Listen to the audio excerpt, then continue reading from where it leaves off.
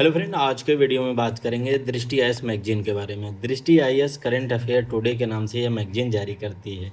यह मैगजीन जुलाई 2026 अभी जो जुलाई बीता उसी महीने की मैगजीन है। इस मैगजीन के अंदर यूपीएससी प्रीलिम्स 2026 सामान्य अध्ययन मतलब जीएस पेपर 1 का विस्तृत व्याख्या दिया गया है। और इस मैगजीन के अंदर जो अभी मेंस होने वाला है अगस्त में, टारगेट मेंस 2026 के लिए दूसरी कड़ी में इन्होंने भारतीय समाज को और सामाजिक न्याय और अंतर्राष्ट्रीय संबंध को लिया गया है। तो हम आप इस वीडियो में यूपीएससी जो प्रीलिम्स हुआ है 24 मई को, उसमें जो क्वेश्चन आया हुआ था इस बार काफ़ी टफ क्वेश्चन था, काफ़ी हंगामा हुआ, आप देख सकते हैं। और काफ़ी लोगों का नहीं भी हुआ।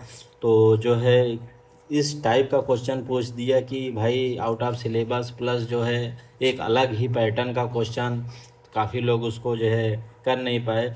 तो इन्होंने जो दृष्टि आईएएस मैगजीन वालों ने तो उसका जो क्वेश्चन है, क्वेश्चन की जो विस्तृत व्याख्या है उसको दिया। चलते देखते हैं क्वेश्चन को। तो जैसे set A, set B, set C और सेट डी, यहाँ पर जो आंसर होता है उसको उन्होंने दिया हुआ है, आप अच्छे से देख सकते हैं। अब हम चलते हैं अपने क्वेश्चन पे। यह सेट सीरीज सी की है, मतलब बुकलेट नंबर सी जिसका होगा उस वही से क्वेश्चन उसी नंबर सीरीज से लिया गया है। पहले क्वेश्चन देखिए, तुंगराहुआ ज्वालामुखी जिसे वर्ष 2025 में यूनेस्को द्वारा एक वैश्विक भू स्थान मतलब ग्लोबल जियो पार्क घोषित किया गया था, निम्नलिखित में से किस देश में स्थित है?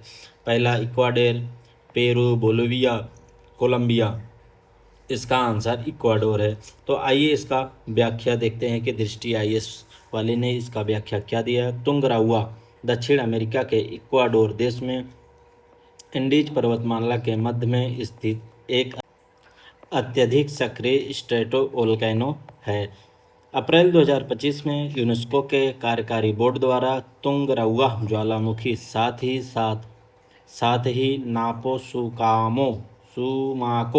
सुमाको ऐसा नाम ही भाई आप लोग भी देखिए पढ़ के, तो को आधिकारिक तौर पर वैश्विक भू स्थान का दर्जा दिया गया। स्थानीय स्वदेशी स्विकचुगा भाषा में तुंगराहुआ का अर्थ है अग्नि का गला होता है। यह क्षेत्र लगभग 417 मिलियन वर्षों के भूवैज्ञानिक इतिहास, हिमनद गतिविधियों, गहरे कैनियन और समृद्ध जैव विविधता को प्रदर्शित करता है।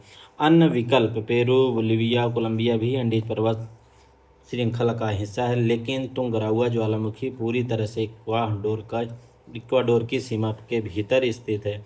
पेरू भी एंडीज क्षेत्र में स्थित है तथा यहाँ कई प्रसिद्ध ज्वालामुखी है जैसे मिस्टी और साबन काया। बोलिविया में भी ज्वालामुखी क्षेत्र पाए जाते हैं, विशेषकर पश्चिमी भाग में उटुरुंकू, तुनुपा, लिंकाकुबुर, उसके वोल्कान ओलागुआ पढ़ लीजिएगा भाई, सही सा नाम है। कोलंबिया में नेवादो डेल इज जैसे प्रसिद्ध ज्वालामुखी हैं। ठीक है, तो इन्होंने पहले क्वेश्चन का डिटेल आंसर इतना सब कुछ दिया हुआ है। अब हम क्वेश्चन नंबर 2 पे चलते हैं, फिर उसकी व्याख्या देखते हैं। माधव राष्ट्रीय उद्यान के संदर्भ में निम्नलिखित में से कौन से कथन सही है?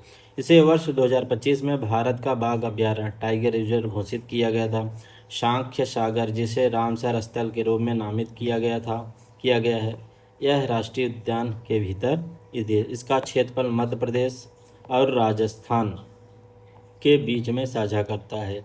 जब भी जैसे दो मध्य प्रदेश और राजस्थान आए, यहाँ पे हो सकता है यूपीएससी ट्विस्ट खेलती है, दो में से हो सकता है कोई एक नाम चेंजिंग हुआ, हो सकता है मध्य प्रदेश ना हो या राजस्थान ना हो। तो इसका आंसर जो है बी है, 1 और 2 सही है, 3 गलत है। कथन 1 सही, मध्य प्रदेश के शिवपुरी मतलब मध्य प्रदेश सही है, राजस्थान गलत है। मध्य प्रदेश के शिवपुरी जिले में स्थित माधव राष्ट्रीय उद्यान आप सभी को जानते हैं कि माधव राष्ट्रीय उद्यान एमपी में पड़ता है। को बाघों के संरक्षण और क्षेत्र में पर्यटन को बढ़ावा देने के लिए राष्ट्रीय उद्यान संरक्षण प्राधिकरण द्वारा मार्च 2025 में आधिकारिक तौर पर भारत का 98वां बाघ अभ्यारण्य मध्य प्रदेश या 9वां बाघ अभ्यारण्य घोषित किया गया। वर्ष 1955 में स्थापित इस पार्क को वर्ष 1958 में राष्ट्रीय पार्क का दर्जा दिया गया था। यह भारत के 32 प्रमुख बाघ कॉरिडोर में शामिल है। इसे वन्यजीव संरक्षण अधिनियम 1972 के तहत बाघ संरक्षण योजना के माध्यम से संचालित किया जाता है। कथन 2 में देखिए, साक्ष्य सागर इसमें दिया है, हाँ स्टेटमेंट 2 में दिया है।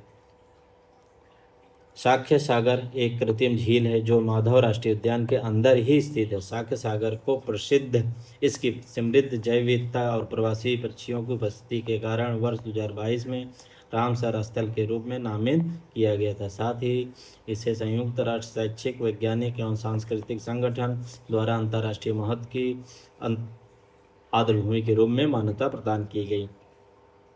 अब कथन नंबर 3, माधव राष्ट्रीय उद्यान का पूरा क्षेत्रफल पूरी तरह से एमपी में शिवपुरी जिले के अंदर स्थित है। इसका क्षेत्रफल राजस्थान के साथ साझा नहीं होता। यह नेशनल पार्क प्राचीन काल में ग्वालियर के महाराजाओं का शाही शिकारगाह हुआ करता था, अतः केवल 1 और 2 सही है। तो दोस्तों इस इमेज में बस खाली 1 और 2 क्वेश्चन करते हैं। आगे जो है आप लोगों का कमेंट और आप लोगों का सपोर्ट रहेगा, तो पूरा 1 से लेकर जो है 100 तक पूरा उसका डिटेल्स देखेंगे क्या दिया है दृष्टि IAS वाले ने, उसका पूरा व्याख्या। आप भी इस मैगजीन को ले सकते हैं और पढ़ सकते हैं। थैंक यू दोस्तों। और दोस्तों कहने का मतलब जैसे इस मैगजीन में ना, जैसे ये देखिए, इस मैगजीन में आपका जो मेंस का टॉपिक होता है कम और कम पेज में इन्होंने दिया हुआ है कि इस मैगजीन में इस टॉपिक है वो मेंस में आपके लिए काफ़ी महत्वपूर्ण होगा। तो दोस्तों वीडियो अच्छा लगा तो प्लीज़ वीडियो को लाइक एंड सब्सक्राइब करें। थैंक यू दोस्तों, मिलते हैं नेक्स्ट वीडियो।